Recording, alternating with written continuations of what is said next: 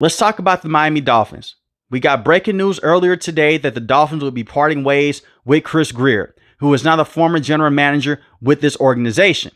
Now, Chris Grier has worked in the front office since 2000, but he became the GM in 2016.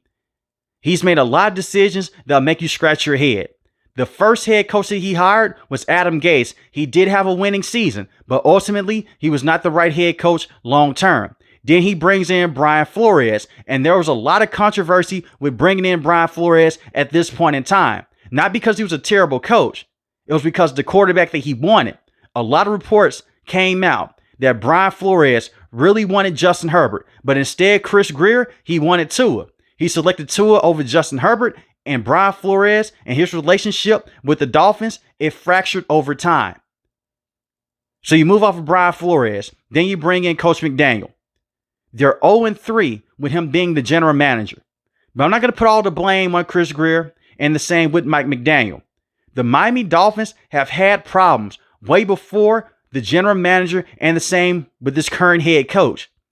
The Dolphins have not won a playoff game since December 30th, 2000. That's all on your ownership.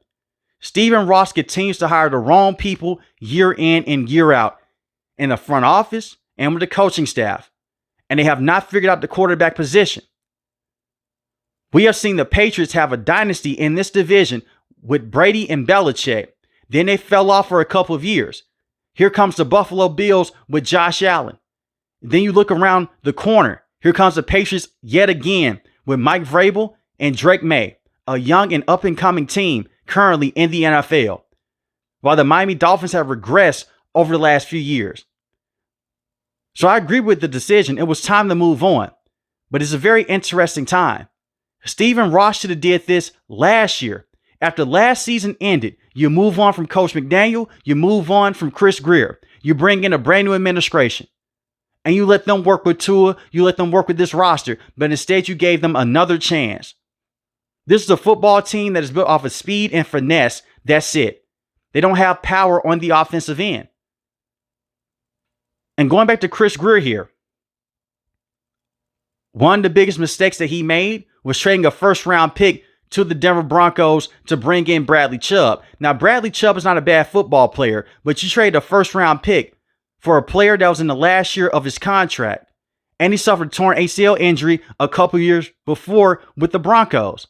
And the reason why I bring this up, Chase Young went to the 49ers for a third-round pick.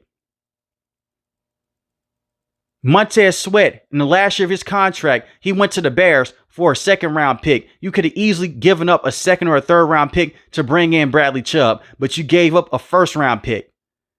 And Bradley Chubb has dealt with injuries with the Miami Dolphins. He hasn't had the same impact with this organization that he had with the Denver Broncos. You selected Jalen Phillips in the first round. Very good edge rusher when he's fully healthy. He dealt with injuries at the college level. He took time off at the college level because of those injuries. He basically retired for a season. He comes over to the Dolphins. Knee injury, torn Achilles injury. Once again, that's on Chris Grier. You selected a player in the first round that you knew that had a bad medical history. And the biggest mistake that Chris Grier has made with the Dolphins was doubling down on Tua. He selected him in the first round. Had a bad hip injury at Alabama. Had a concussion that he suffered at Alabama as well. Now, Tua was not a bad college quarterback, but you can make the case that he was not a better player coming out of college than Justin Herbert because of the physical attributes. And that's going to be the biggest thing that a lot of Dolphin fans look back on, over the fact that they could have had Justin Herbert, but instead they now have Tua. And not only did you select him in the first round over Justin Herbert, you gave him a massive contract extension. 4 years, $212 million. He's making $53.1 million a season. And the earliest that you can move off of this contract is 2027. That is all on Chris Grier, no one else. And I understand that you may say, well, their hands were tied. Tua was coming off a good year. Basically, he could have walked and he could have went elsewhere. What other team was willing to give Tua the contract that he currently has right now? Not too many teams. This is a quarterback that's injury prone with concussions. One of the worst injuries that you can have in this sport. He doesn't have a strong arm. He doesn't have elite athleticism. And he's making $53 million a year. That contract and how much he's getting paid, that is worth for players like Josh Allen, Patrick Mahomes, Lamar Jackson, Joe Burrow. When the pocket breaks down, he can't make plays outside the pocket. He's physically limited. He can't push the football deep down the field. Those early years with Coach McDaniel, the reason why Tua had that success was because the players around him in the system he was in. They used a lot of motion with Tyreek Hill, the same with Jalen Waddle. They were able to get easy and cheap yards underneath. And those players, they have so much speed in open space, they just take it to the house. They could take a slant route 50 and 60 yards to the house. It took a lot of stress off of Tua. But when you actually make him read a defense, go through his progressions, he can't do it consistently. Sean McDermott comes out, this cover 2 shell defense. We're going to press up those wide receivers underneath. We're going to put the safeties over the top. Beat us with your accuracy. Put the football in the bucket. He can do it against certain teams when the secondary is weaker, when the pass rush isn't there. But when he goes against elite level pass rush and the weather is colder, he doesn't have the arm strength to do so. And Sean McDermott, he was basically daring Tua, beat us down the middle of the field, split our safeties with your throw power. He just couldn't do it. And Coach McDaniel has realized our quarterback cannot push the football deep down the field. I have to condense the field here.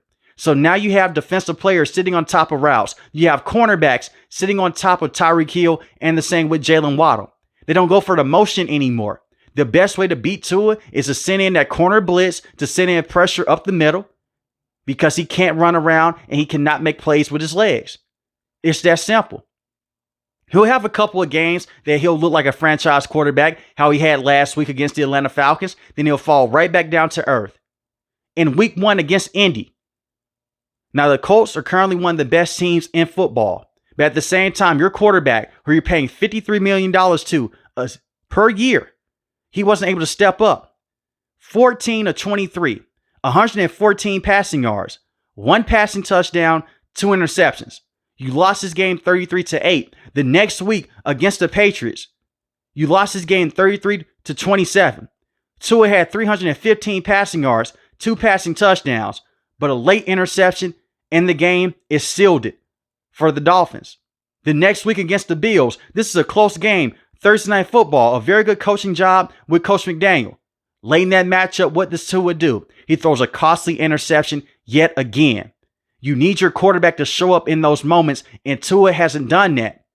You go back a couple of years ago, in the NFL playoffs against Kansas City, the 4th coldest game in NFL history in the postseason. Look at what Tua did.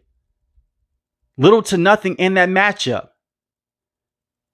When you take away that run game with Raheem Mostert and the same with Devon Achane at the time, and you make Tua have to beat man coverage, you make Tua have to beat and read cover 3, he just can't do it. He's a one-read quarterback. And we've heard the defensive players with Indy, they've said this. The Buffalo Bills players, they said this as well. He just isn't good enough. And his leadership isn't good either. He had 3 interceptions against the Cleveland Browns. They lost his game 31-6. He comes out. He doesn't take accountability. He's saying that certain teammates, they aren't showing up in team meetings. They're being late. They're not showing up to player-only meetings. He's airing this out in front of everyone. You even have some former Dolphin players say that Tua and his leadership isn't the best. But they're paying you to be the face of the franchise. I don't know what it is with Tua this season, but he's been open and honest a lot. And if I'm the Dolphins, I don't want him to touch the podium ever again this season. Just let Coach McDaniel go out there and let him talk. But Tua was throwing his teammates underneath the bus. He wasn't taking accountability. In last night's game against the Baltimore Ravens, a reporter asked him what happened on the field. We had to call a timeout. He said that the Raven fans, they travel very well. I couldn't hear because of the crowd noise. This is the same player that said that he had problems watching deep down the field. That he couldn't see deep down the field over some of his offensive linemen. Why would you come out and why would you say some of these things that Tua is saying right now? It's a bad look for him, and it's a bad look for the head coach. And the writing is on the wall for Coach McDaniel. They're going to let him finish out the season. But you're 2-7 on the year. It's only so much that he can do. We have a quarterback that is very limited. And this is the sad part. Tua is the best quarterback on this roster. Quinn Ewers was not a good quarterback at the college level, in my opinion. Zach Wilson, he's a bust. He's terrible as well. So Tua is the only guy that you have. And this is a quarterback that has dealt with so many injuries in the past. And back to Chris Grier here. You never allocated resources in the backup quarterback position, and the same with the offensive line. Sure, you brought in Tyreek Hill and you brought in Teron Armstead. But Teron Armstead was in the back half of his career. He was on his last leg. He wasn't the same tackle. Getting Tyreek Hill was a great move if you had the right quarterback that could maximize his talent. And when Tyreek Hill went down with that knee injury against the Jets, that even hurt them even more. At least you could trade Tyreek Hill for maybe a second or a third round pick. No one is trading for Tyreek Hill now. They may release him after this season. Bradley Chubb, they should trade him off this roster, see if you can get a second or a third round pick, and the same with Jalen Phillips. But you have to get picks moving forward. And you have to see if you can try to find a quarterback better than Tua in the NFL draft with the right head coach and the right general manager this time around. And Champ Kelly is now the interim general manager. He has a lot of work to do with this roster. Your secondary is atrocious as well from a talent standpoint. You have Minkah on the back end of your defense. He's still a very good safety. He's not the same Minkah that he was 2-3 years ago, but he's still a solid player. The cornerback position has been abysmal. Chris Grier thought that it was smart to bring in Jalen Ramsey, which was a good move at the time, until you realize we have to pay Tua a lot of money moving forward. We have to pay Bradley Chubb, Jalen Phillips potentially. We have Jordan Brooks, who we brought in. All of these players. So the Jalen Ramsey contract became abysmal. So you trade him to the Steelers. And you also trade Jonnu Smith to the Steelers as well, who had a career year last year, who was a safety blanket with Tua.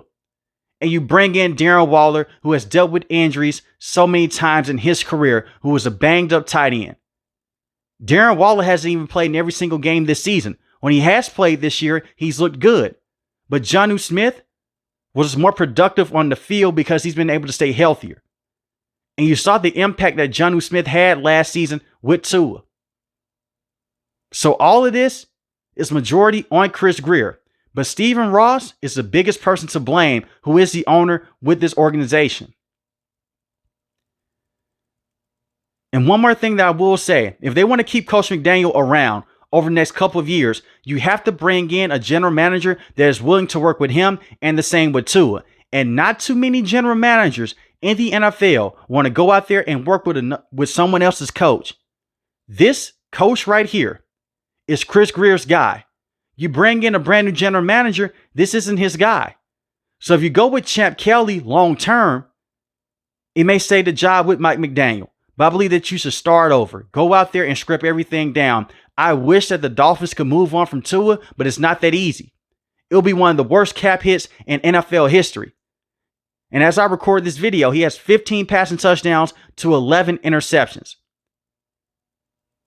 Tua has been terrible this season. And I don't even view him as a backup in the NFL because of the injuries. We may see him on his way out of the NFL in the next couple of years. But Jalen Waddle, they should keep him on this roster, and the same with Devon Achane. You need to bring in a coach that has a tough philosophy and he's willing to hold players accountable. Coach McDaniel is a better coordinator than he is a head coach. They've ran him over so many times in the past. Jalen Ramsey has been late for meetings. The same with Tyreek Hill and numerous players. They're not prepared most weeks. He gets outcoached constantly against coaches like Andy Reid. The same against Coach Harbaugh last night. And just because you had one good game against the Atlanta Falcons, that coach will be on his way out of the NFL as well, and Raheem Morris. Your first win of the season was against the New York Jets. They were winless at that point in time of the year. And they have a first-year head coach in Aaron Glenn. They went all in a few years ago, and Tua went down with that concussion. That roster had Calais Campbell, Odell Beckham Jr. And right on schedule, here comes Tua with the injury. He's not dependable enough from a health standpoint and from a playing standpoint on the field. And they signed Zach Seiler to a big-time contract extension. Zach Seiler has 0 sacks in the season. He only has 17 solo tackles. This is a player that had 10 sacks last year. Has done little to nothing this season. But I agree, it was time to move on from Chris Grier, but it's also time to move on from Coach McDaniel. And if I sound any different in this video, I have some dental work done, so bear with me. It'll be better this weekend. But if you're new to the channel, hit the subscribe button. If you like the video, hit the like button. Most importantly, I want each and every last one of you guys to stay safe, stay positive. Thanks for the video, guys. God bless.